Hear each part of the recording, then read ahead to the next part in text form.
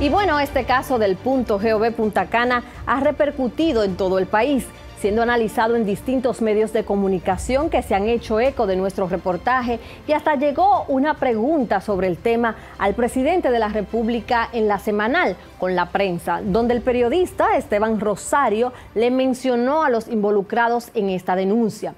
Veamos la pregunta y la respuesta que dio el presidente de la República, Luis Abinader. Hay varias denuncias de escándalo de corrupción con varios funcionarios y no pasa nada. Carlos Bonilla, ministro de Vivienda, no sale de un escándalo según los medios. Bartolomé Pujol, igualito. Gloria Reyes y no pasa nada. La gente se burla de Hito Bisonó y la fórmula de los combustibles. Ahora hay pidiendo la cabeza del ministro de Obra Pública y no pasa nada. Apagones por doquier y nadie cae.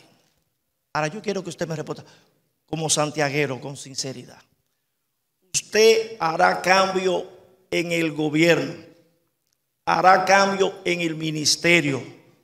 ¿O seguirá con los mismos funcionarios a pesar de que eso representa un alto costo político? Pero respóndame como un santiaguero.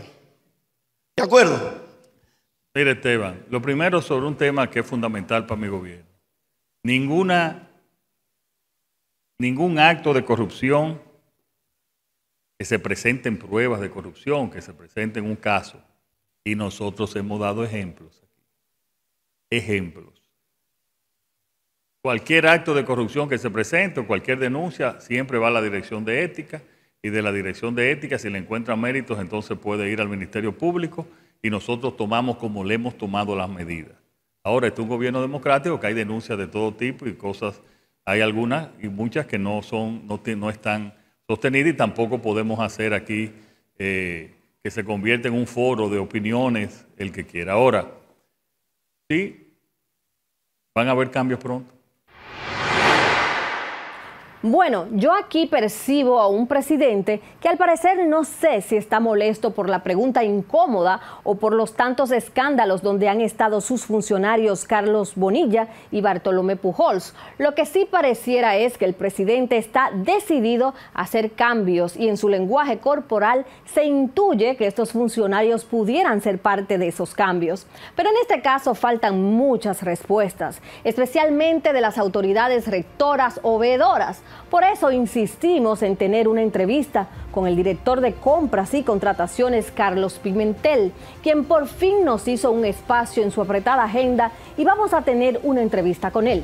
Nosotros estamos abiertos también a que si Carlos Bonilla o Bartolomé Pujols quisieran darnos una entrevista, pues escuchar también su versión de los hechos, que aunque la OPTI hizo un comunicado, esto es un monólogo, donde las preguntas necesarias no podemos hacerlas, por lo que como periodistas siempre será mejor una entrevista.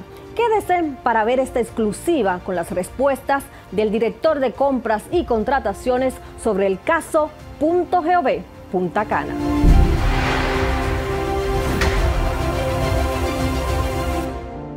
Bueno, Carlos, gracias por darnos la oportunidad de poder escuchar tu opinión en este tema tan importante, y que yo sé que muchos de los ciudadanos en la República Dominicana están interesados en saber sobre la opinión de Compras y Contrataciones. Saludos para ti. No, muchas gracias, Odali. Para mí siempre es un placer tener la oportunidad de conversar contigo, y obviamente pues con los amigos y amigas que están en sintonía siempre con tu programa, tener la oportunidad de compartir nuestras opiniones. Bueno, con este caso del punto GOV Punta Cana, ¿qué ha investigado la Dirección de Compras y Contrataciones? Mira, es necesario compartir lo que es el cronológico de ese proceso. Lo primero es que la OPTI lanzó un primer proceso utilizando la modalidad de proveedor único. Ese proceso la OPTI lo declaró desierto, y posterior lanzó un proceso de exclusividad. Ese proceso de exclusividad fue monitoreado por la Dirección General de Contrataciones y se realizaron dos observaciones puntuales. Una vinculada al informe para el uso de la modalidad de exclusividad, y otra con relación a el uso en el pliego de condiciones del requerimiento de llave en manos. Hay que decir que en ese momento la OCTI acogió las 2 observaciones de la Dirección General de Contrataciones. Por lo tanto, el proceso fue publicado y recibió ofertas. Ok, esta situación de que se hicieran estos cambios, en principio una enmienda y luego una subsanación, ¿qué tendría que decir a ese punto? Mira, las enmiendas es parte del procedimiento. Cuando una unidad sube un proceso, en su cronograma establece una etapa de enmienda. En esa etapa de enmienda puede recibir observaciones de proveedores, puede recibir observaciones de la propia unidad de contrataciones o puede recibir observaciones de la Dirección General de Contrataciones. Y la ley prevé esa etapa de enmienda precisamente para fortalecer el pliego de condiciones y para que el pliego de condiciones sea claro, que sea entendible por todos los posibles oferentes, pero además para que el mismo esté apegado a la ley. 2 observaciones hizo la Dirección General de Contrataciones que fueron acogidas por la OCTI y por eso el proceso continúa a la etapa de recibir ofertas. En este caso, la OCTI ha negado de que se haya hecho el contrato y de que se haya pagado. Entonces, en ese sentido, nosotros encontramos como un rastro en el CIGEF de una emisión de fondos de unos 14 millones de pesos. ¿Por qué queda este rastro? ¿Qué discrepancia hay ahí? ¿Por qué esa discrepancia? Mira, lo que podemos decir es que el adjudicatario de ese proceso renunció a ese proceso que fue conocido por el Comité de Compra de la OCTI y el proceso fue cancelado. Eso quiere decir que no existe un contrato activo, ese contrato nunca se registró en la Contraloría General de la República y si no se registró en la Contraloría General de la República, no hay forma que el Estado pueda haber emitido una erogación de fondos. Con relación a la pregunta que tú haces, habría que analizar, y eso no lo tengo, si estamos hablando de una apropiación presupuestaria. Porque para tú subir un proceso en el sistema de contrataciones, lo primero que tú tienes que tener una apropiación presupuestaria que muestra, evidencia que la entidad cuenta con los fondos para hacer esa contratación. Ahora, con relación a ese proceso, como nunca se registró en Contraloría, no hay forma que exista una erogación, un pago alrededor de ese servicio. ¿Ya se investigó esta parte desde compras y contrataciones con Contraloría para ver si se hizo o no se hizo? Mira, nosotros hicimos lo que hacemos siempre con todos los casos que se trabaja desde el periodismo de investigación. Nosotros hacemos primero una verificación de todos los argumentos y cuando entendemos que existen méritos, nosotros podemos asumir una investigación de oficio. En este caso, no hemos asumido una investigación de oficio porque la verificación primaria, base, nos indica que no hay erogación de fondos, que no hay contrato registrado, que el proveedor renunció a la adjudicación y que no existe contrato. ¿Pudiera bastar con que el proveedor renuncie? Porque muchos nos hacemos la pregunta, pero hubo todo un proceso, se adjudicó, entonces renuncia y de hecho hay estudiosos de la ley de compra y contrataciones que dicen que una renuncia no se puede hacer pura y simple, que puede haber hasta consecuencias para el adjudicatario. Cualquier proveedor puede renunciar a su adjudicación. Lo que se establece es que esa renuncia tiene que tener motivaciones y causas justificables, que no sea una renuncia temeraria. En este caso, como se puede ver en el documento de renuncia del proveedor, él establece 2 razones fundamentales. La primera, que no estaba en condiciones, por algún motivo que él expresa, de continuar con la adjudicación y expresa también un motivo de salud.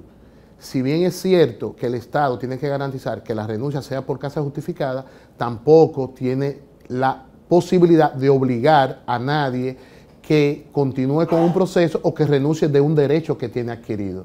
Esto de que el número de contrato esté en el CEP, un número asignado el 2024-00080, uno se hace la pregunta, ¿por qué estaba asignado en el CEP? El sistema electrónico de contrataciones inmediatamente se sube un proceso, le asigna un número, le asigna un código.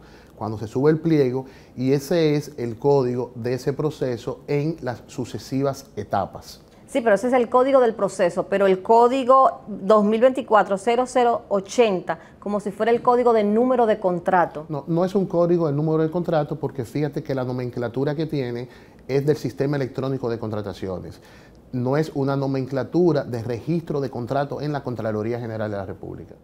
La OCTI en la respuesta establece que ellos hicieron la debida diligencia y que pues llegaron hasta el punto de que el fideicomiso, o sea, el local es propiedad de un fideicomiso de empresas. Pero cuando nosotros buscamos la información de esas empresas, están vinculadas al ministro de la Vivienda. ¿Se puede decir que se hizo la debida diligencia si solamente se llega a decir que es de un fideicomiso de empresas? Podemos decir que se hizo la debida diligencia simple. ¿Qué quiere decir esto? Probablemente la OCTI hizo la debida diligencia del proveedor que había sido adjudicado. La OCTI aparentemente no profundizó en la debida diligencia de la empresa, en este caso el fideicomiso que le había arrendado a ese adjudicatario. O sea, la entidad contratante lo que hace es una debida diligencia del proveedor que fue adjudicado. Eso es lo que le llamamos una debida diligencia simple. El ideal y la promoción que hacemos para todas las unidades de compra es que cada vez más la debida diligencia se pueda ampliar y que la debida diligencia se pueda profundizar de manera que además del proveedor que fue adjudicado, en el caso como este, que existía una cesión de derecho para el alquiler, se hubiera llegado también al fideicomiso. Hay que señalar, y es muy importante, que en el país, y eso lo hemos señalado hace mucho tiempo, está pendiente regular y que existe una ley que regule los beneficiarios finales. Al día de hoy, la República Dominicana no cuenta con una normativa que regule los beneficiarios finales y entiendo que es un pendiente de la República Dominicana legislar para establecer disposiciones concretas, de rigor, que permitan tener ese nivel de alcance en cuanto a las capas cuando hacemos debida diligencia, porque en este caso estamos hablando de un fideicomiso privado y el tema de acceso a información no se hace tan fácil ni para una entidad contratante ni para el periodismo de investigación por un tema de regulación normativa. Entonces, ¿se puede decir, ustedes ya como compras y contrataciones reconfirmaron lo que nosotros hemos denunciado, de que el beneficiario final de este fideicomiso es el ministro de la Vivienda? No, no puedo hablar de beneficiario final, porque en la República Dominicana no está regulado el beneficiario final. No obstante, sí podemos decir que en el fideicomiso existe una empresa en la cual el ministro de la Vivienda tiene participación accionaria de más del 10% de las acciones que establece la ley. No obstante, la actividad contractual que se hace, no se hace con ese fideicomiso, no se hace con la empresa de él, sino que se hace con el proveedor que fue adjudicado, que se había hecho una sección de derecho. ¿No se puede ver eso entonces como una indelicadeza o como quizás una planeación por el hecho de que utilizar a un inquilino para hacer el proceso y que después resulte lo que ha resultado? La realidad es que no existe contrato, no hay contrato registrado, no se realizó ningún pago, nadie se ha beneficiado de ese proceso porque ese proceso fue cancelado por la renuncia, por las razones que expresa el adjudicatario. Quiere decir que no existe la configuración como tal de beneficiario final. Lección de este proceso: las unidades contratantes, además de la debida diligencia simple que hacen, deben hacer una debida diligencia que vaya con mayores niveles de profundidad.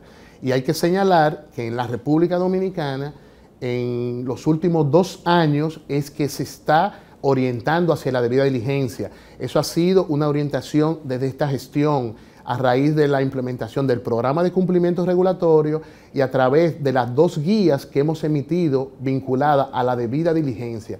Las entidades contratantes se quedan en esa debida diligencia simple, y sí reconozco que es importante, es necesario que se siga profundizando en la debida diligencia para evitar los riesgos, para evitar riesgos reputacionales y para evitar posibles conflictos de interés. Entonces, esto es un punto débil que tenemos en el país, el hecho que no esté regulado esto de los fideicomisos, de que haya que profundizar en este tipo de temas. ¿Cómo esa regulación que usted dice que falta, cómo sería? Los fideicomisos están regulados en la República Dominicana. Los fideicomisos privados y los fideicomisos públicos. Pero en el sentido para que haya esa transparencia a la hora de hacer procesos y negociaciones con el Estado. Los fideicomisos privados, los fideicomisos públicos están regulados. Incluso los fideicomisos públicos están regulados por Superintendencia de Valores, Cámara de Cuentas, Contraloría General de la República, están obligados a cumplir con la ley de contrataciones, entre otras normativas.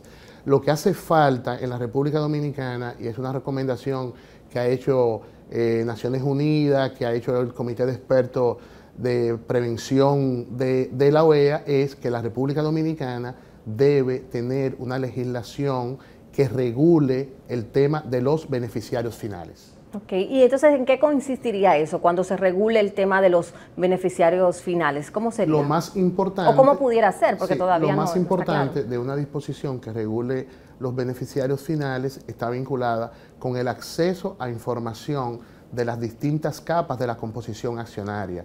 ¿Qué quiere decir esto? Ahora mismo, un proveedor del Estado, nosotros tenemos la información de que y es una información pública de la composición accionaria de ese proveedor, pero probablemente en los patrimonios autónomos, los fideicomisos, los fondos de valores, que son entidades financieras de naturaleza privada, hay un nivel de capa de la información que, de acuerdo a la regulación existente en la República Dominicana, es una información que no es de acceso público, y en algunos casos no solamente que no es de acceso público, sino que está vetada la información. Entonces, sí es importante, y eso lo hemos planteado no ahora, lo hemos planteado hace mucho tiempo, la necesidad que en el país se regule el tema de los beneficiarios finales. Ya sabiendo que entonces el ministro de la Vivienda tiene esa vinculación, ¿cuáles son las consecuencias de esto? Lo primero a señalar es que el fideicomiso no es proveedor del Estado. Lo segundo es que la empresa en la cual el ministro tiene la composición accionaria de ese fideicomiso, el registro de proveedores de esa empresa está suspendido, y está suspendido como una medida de prevención que esta dirección tomó, creo que hace 1 o 2 años, porque el ministro se encuentra en el régimen de incompatibilidad. ¿Qué quiere decir esto? Que esta dirección suspendió todos los registros de proveedores de los funcionarios que se encuentran en el régimen de incompatibilidad, que tienen más de 10% de participación en la composición accionaria. Quiere decir que el fideicomiso no es proveedor del Estado, esa empresa era proveedor del Estado, pero tiene su registro de proveedores suspendido. Entonces, la transacción cancelada por la OCTI, producto de la renuncia de la adjudicación, no es ni con el fideicomiso ni es con la empresa, era con un tercero que sí tiene su registro de proveedor activo, en la cual el ministro no participa en su composición accionaria. Pero era el beneficiario final de ese fideicomiso. Entonces, ¿qué pudiera hacerse en ese sentido? Porque a la larga, aunque estuviera el inquilino, el señor Baduy, pues quien iba a ser el beneficiario final del fideicomiso. Aquí yo creo que hay dos cosas. Primero, seguir fortaleciendo el tema de la debida diligencia. Segundo, que el país pueda contar con una ley que regule los beneficiarios finales, y con esto pues se evitaría que en cuanto a las capas de contratación pueda ser partícipe una persona que se encuentre con su registro de proveedores cancelado, que esté suspendido o que se encuentre con el régimen de incompatibilidad. En esta ocasión fue suspendido, no hay contrato, no hay pago, no hay beneficiario final. Pero aunque no haya, Carlos, porque mucha gente que nos está escuchando pudiera hacerse esa pregunta, no se llegó a concretar, pero se hizo todo un proceso adjudicado ya. Entonces, ustedes ya también lo tienen verificado, de la cantidad accionaria que tiene, que sobrepasa lo que la ley pues remite. Entonces, siendo así, la pregunta que mucha gente se haría en su casa es, ¿no habría alguna consecuencia en esto, aunque sea un llamado de amonestación? Porque si ese inquilino no renuncia, esto hubiese seguido en pie. Sí, Hay que señalar que el régimen de incompatibilidad que existe en la Ley 340, en su artículo 14, que será modificado con la nueva ley que se encuentra en el Congreso, establece un régimen de incompatibilidad para las personas que él describe en la medida que tienen composición accionaria como tal en la empresa que tiene la relación con el Estado. En este caso no se configura eso. En este caso se configura que es una empresa en la cual, con la que fue adjudicada, no tiene participación el ministro, que había una sección de alquiler con la empresa que sí está suspendida. Entonces, es un tema que tenemos que analizar desde la perspectiva normativa, y eso nosotros continuaremos profundizando con relación a ese aspecto. Y entonces, de hecho, ¿hay una debilidad entonces en la normativa? Sí, tenemos una debilidad normativa, tenemos una ausencia vinculada a no tener una ley de beneficiarios final, y en la medida que el sistema de contrataciones se hace más amplio, más diverso, que tenemos participación de distintas entidades y empresas, pues profundizar en la debida diligencia, seguiremos insistiendo para fortalecer el sistema de contrataciones. ¿Y qué medidas o reformas se piensan, verdad, enfrentar o tomar como iniciativas desde la Dirección de Compras y Contrataciones para evitar este tipo de situaciones? Y sobre todo, que sabemos cómo hay muchas personas en el tren gubernamental que están estudiando y ven las debilidades que pueda tener las leyes y se escabullen por ahí. ¿Cómo se pudiera evitar de que el fideicomiso, en este caso, siga siendo quizás una ventana abierta para que a través de los fideicomisos contratar con el Estado y dificultar las investigaciones, porque ahí se encubre y hace más difícil tanto la debida diligencia por parte de los entes que intervienen, pero también de la misma sociedad civil? Sí. Lo primero es que en el caso de los fideicomisos públicos quedan regulados bajo el ámbito de la Ley de Contrataciones Públicas. Deben cumplir todas las regulaciones, los fideicomisos. Nosotros, desde la dirección, y hemos venido impulsando, porque en este país se está hablando de la debida diligencia en las contrataciones desde hace no más de 2 años, y esta dirección ha emitido 2 guías para orientar a las unidades de compra con relación a la debida diligencia.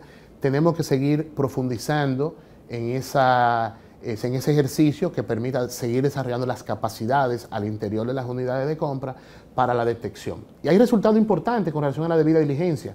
Esta dirección tiene más de 100 proveedores suspendidos por presentar documentación falsa en los procesos de contrataciones, y eso se ha identificado a través de la debida diligencia. Nosotros tenemos más de 300 proveedores que han sido suspendidos por distintas irregularidades vinculados precisamente a esa labor de la debida diligencia.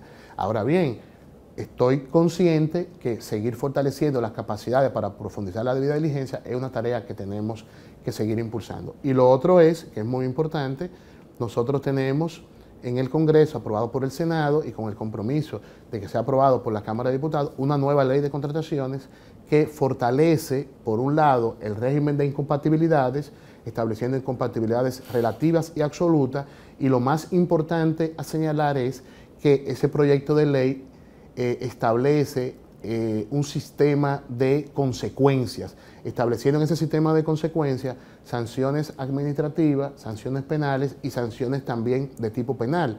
Porque hay que señalar, y esta parte, Odalis, tú la recuerdas muy bien, la ley de contrataciones tiene un limitado o una ausencia de su sistema de consecuencias. Porque quienes aprobaron la ley de contrataciones en el 2006, en el mismo 2006, y tú eres consciente de eso porque lo hemos hablado muchas veces, en el mismo 2006 le quitaron el sistema de consecuencias. O sea, en el 2006, desde mi punto de vista, se sembró la base para un sistema de impunidad en la República Dominicana a través de las contrataciones, porque se le quitó ese sistema de consecuencias a la ley 340. Entonces, cuando tú me preguntas qué se debe hacer para seguir fortaleciendo el sistema de contrataciones, nosotros entendemos es importante avanzar en la nueva ley.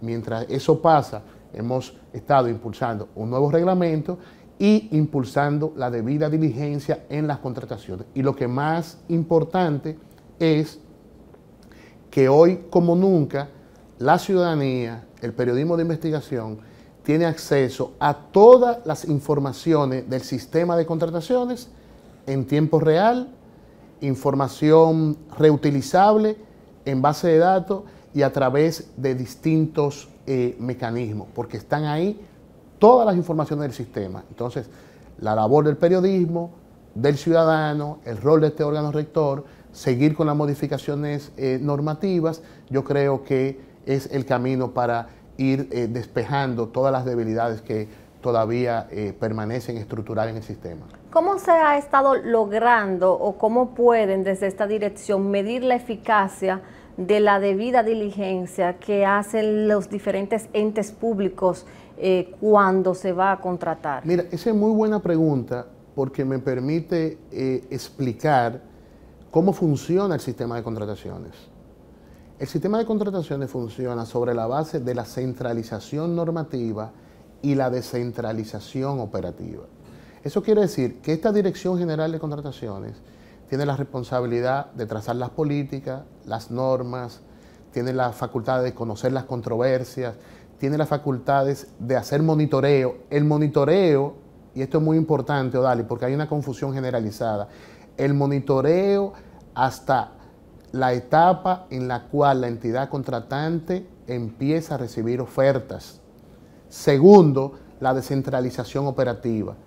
Las entidades son las responsables de llevar su proceso, su unidad de compra, su comité de compra, y por tanto las entidades son responsables de la realización de la debida diligencia. Entonces, ¿cuándo llega la alerta aquí como ente rector, digamos? Porque mucha gente ha cuestionado eso en el sentido, ok, son responsables las instituciones. Y sí sabemos que las instituciones tienen hasta una comisión de compras, cada una, ¿verdad? Y se lleva a cabo el proceso. Pero entonces, ¿cómo llega la alerta si falla ese proceso en esa comisión? Lo primero es que la alerta no llega. La alerta se genera por el trabajo que nosotros hacemos. Tenemos un sistema de alerta preventiva que nos permite generar alertas y tenemos todo un equipo de monitoreo que sobre la base de algunos criterios metodológicos revisamos los pliegos y hacemos observaciones a los pliegos, como lo hicimos al caso que estamos hablando, que hay 2 observaciones que se le hicieron a ese proceso que fueron acogidas por Eso se refiere a la enmienda y a la subsanación. Ahora bien, ¿qué se hizo? Que es muy importante. La dirección hace observación al proceso, al pliego, hasta la etapa que la entidad empieza a recibir ofertas. ¿Por qué?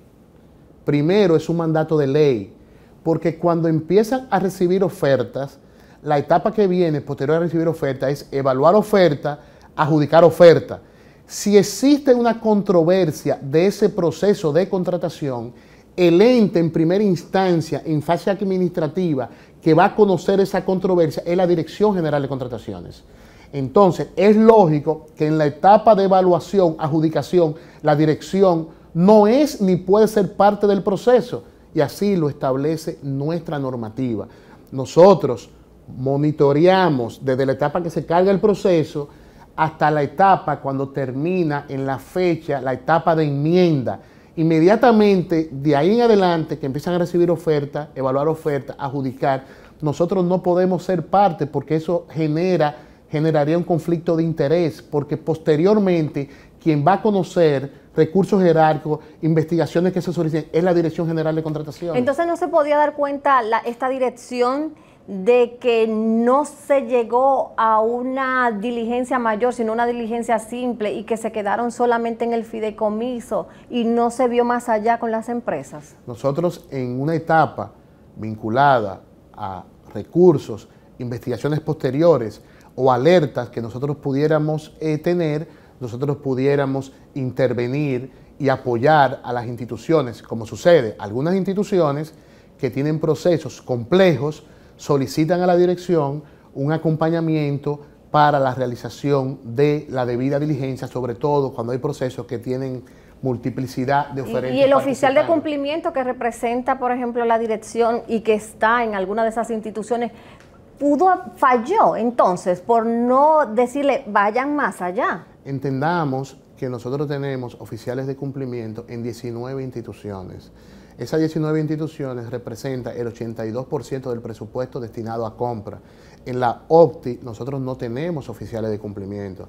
Tenemos oficiales de cumplimiento en las instituciones que administran mayor presupuesto, las instituciones que brindan un servicio y que ese servicio garantiza un derecho. ¿Sería necesario que estén en todas las instituciones entonces? Lo ideal es ir extendiendo la política, la práctica del cumplimiento regulatorio a todo el sistema de contrataciones. ¿Qué ha impedido de que haya y de que solamente se haya limitado a 19? ¿Lo ha impedido que recursos, presupuesto? Mira, lo primero es que el programa de cumplimiento que diseñamos y creamos es el único programa de cumplimiento regulatorio en la administración pública vinculado a contrataciones que existe en la región. Es un programa totalmente nuevo y novedoso. Ese programa lo hemos desarrollado y lo hemos ido escalonando. Nosotros empezamos con 3 oficiales de cumplimiento, después lo llevamos 10 oficiales de cumplimiento y hemos ido expandiendo el programa de manera progresiva. Ya tenemos presencia en 19 instituciones, pero que esas 19 instituciones representan casi el 82% del presupuesto destinado a compra. Y este año, dentro de la planificación de la dirección, seguiremos extendiendo el programa de cumplimiento regulatorio.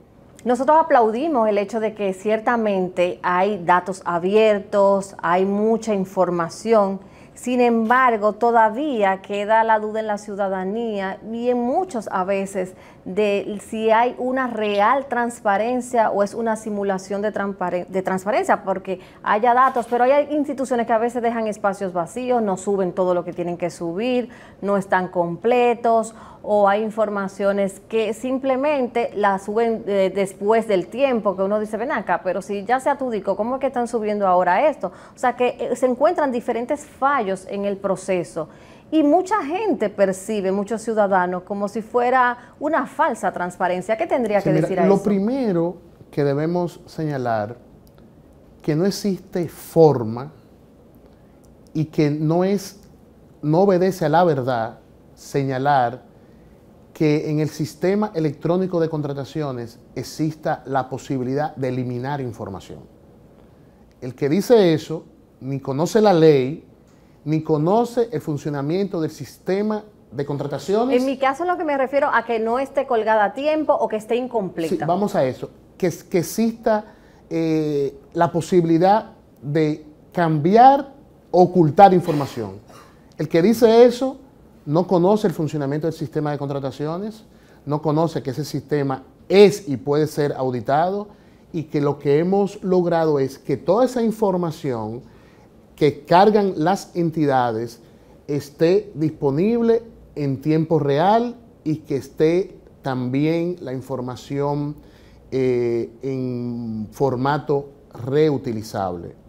Hay que señalar que en estos últimos años hemos pasado de tener alrededor de 30% de ofertas digitales y 70% de ofertas físicas.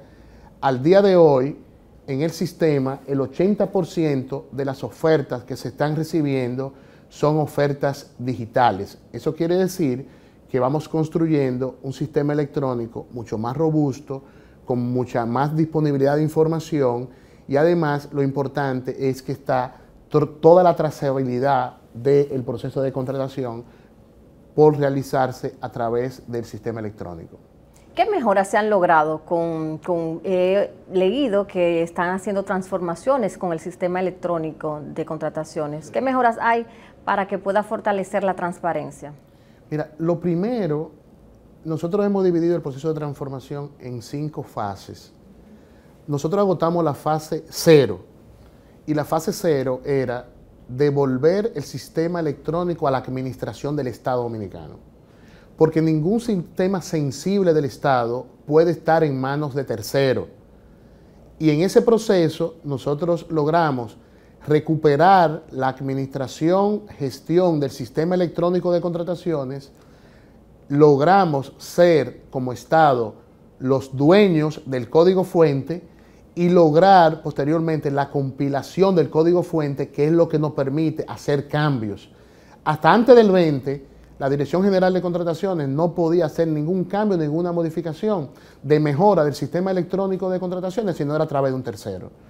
Y ya acabamos de iniciar la primera fase, que es la adecuación del data center, donde está todo el equipamiento de la infraestructura del sistema electrónico de contrataciones, y dentro de esa fase ahora también viene la instalación de nuevos equipos para garantizar mayores niveles de eficiencia, mayores niveles de agilidad en el proceso, porque hay que señalar que ahora mismo 575 unidades de compra transan en el sistema electrónico de contrataciones, 120.000 proveedores, estamos interconectados con CIGEF, estamos interconectados con el 3 de Contraloría, estamos en un proceso de interoperabilidad y ya la infraestructura era obsoleta. Cuando terminemos esa fase, que le queda todavía instalación de algunos equipos nuevos de infraestructura, entonces continuamos con la fase 2, que implica mejora sustancial a la funcionalidad del sistema.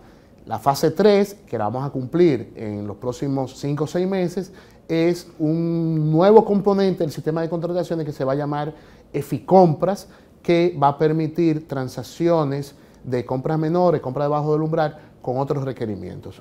Todos los pasos que vamos dando de cara a fortalecer el sistema buscan generar mayores niveles de eficiencia en las contrataciones, y siempre las informaciones del sistema serán públicas en tiempo real, precisamente para elevar la conversación vinculada al sistema de contrataciones y seguir impulsando la agenda de mejora. ¿Esto ha implicado alguna pausa en el servicio? ¿Se ha manejado cómo mitigar el impacto tanto en proveedores como en instituciones? Mira, lo primero es que el proceso de transformación del sistema ha sido el proyecto más planificado, más consensuado para lograr los resultados que vamos a lograr. Nosotros tenemos en esa fase 0, duramos unos años, y esos años implica toda una etapa de planificación y de conocer experiencia de otros países y tener acompañamiento técnico del más alto nivel. Hace unas semanas hicimos una pausa en el sistema electrónico que fue debidamente anunciada, comunicada a las unidades de compra, a los proveedores, una pausa de unos días, y que precisamente esa pausa la hicimos precisamente en el momento que existe menos transacciones en el sistema, porque en el mes de enero todavía las instituciones están recibiendo su debida apropiación presupuestaria.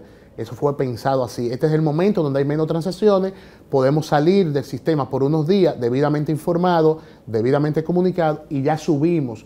¿Por qué tuvimos que salir esos días? Porque no habíamos salido antes en el marco del proceso de transformación.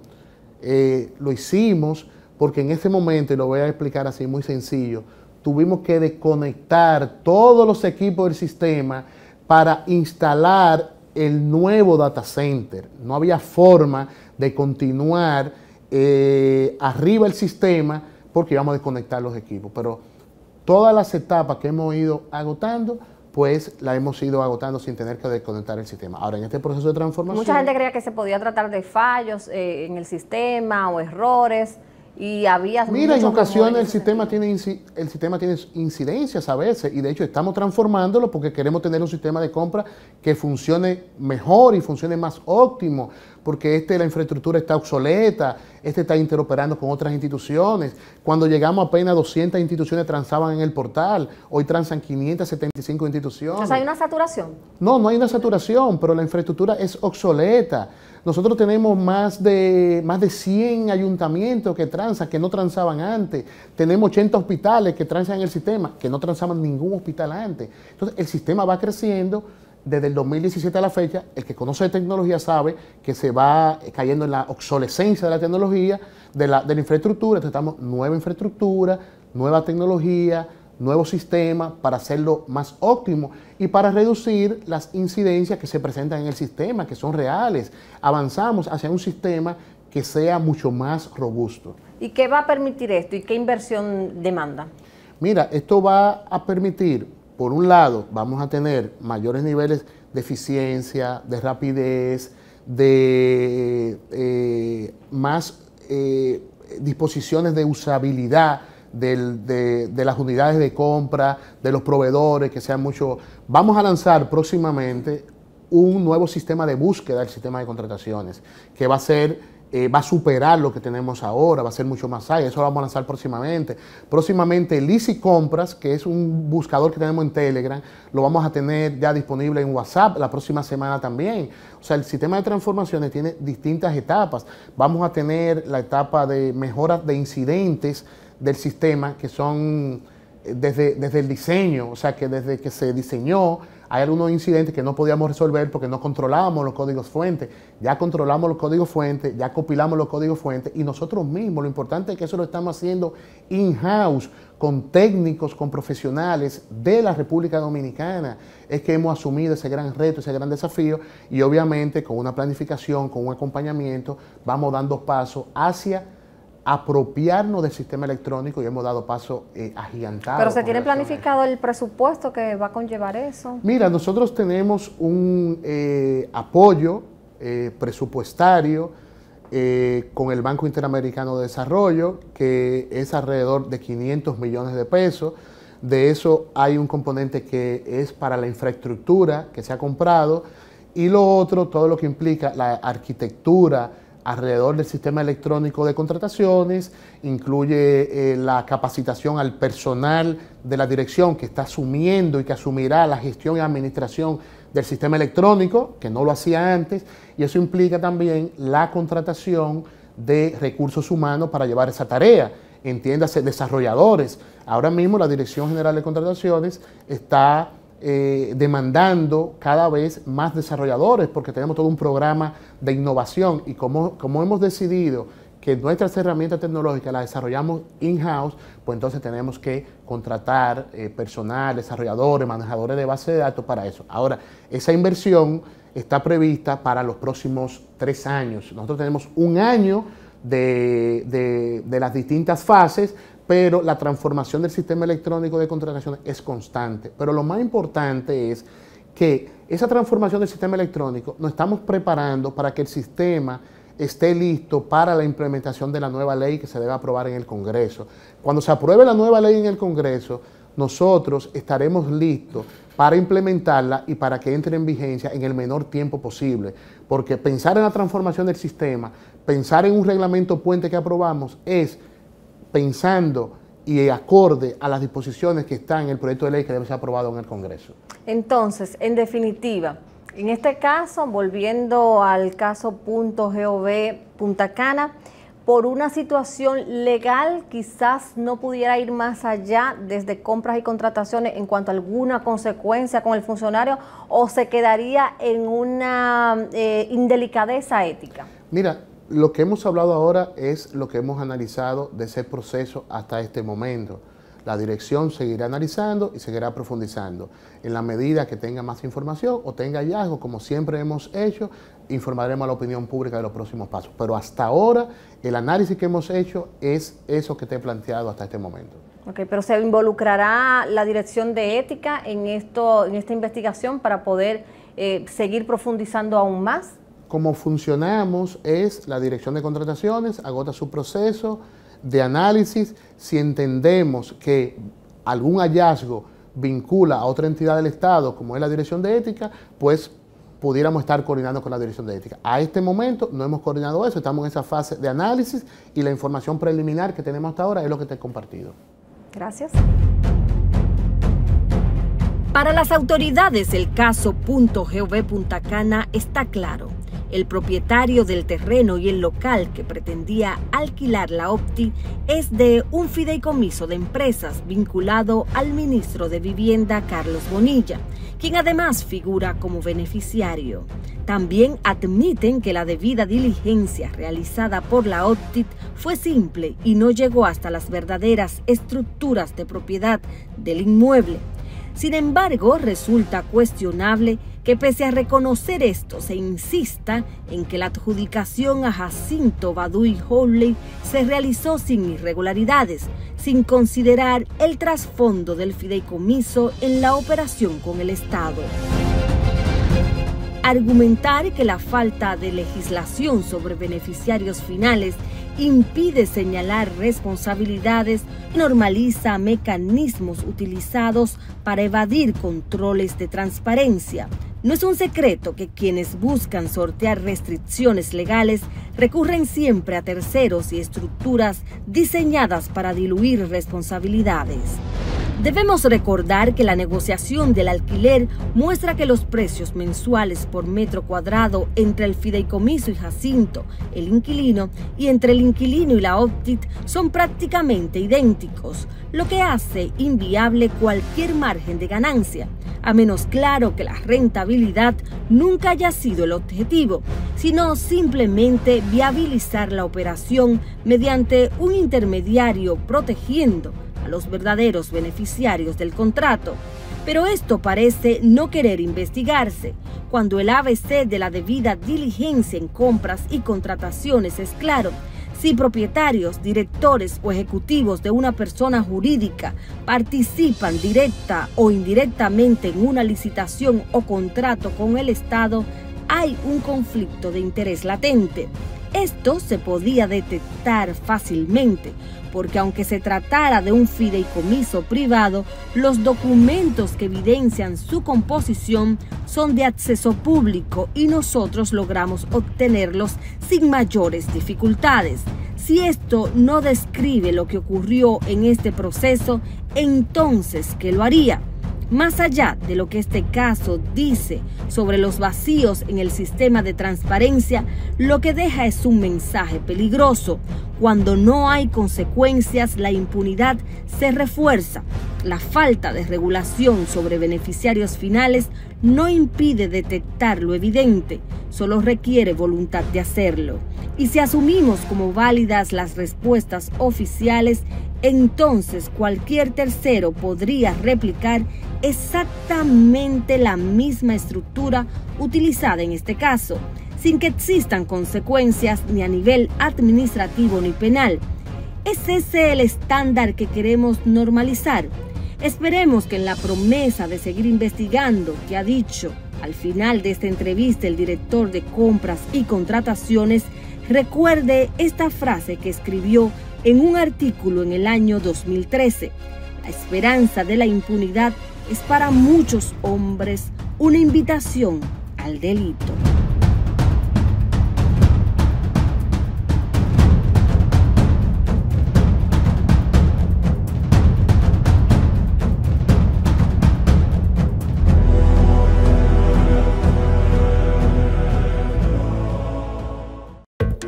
Para denuncias o hacer contacto con nosotros, escríbenos a todalaverdadbtv32@gmail.com.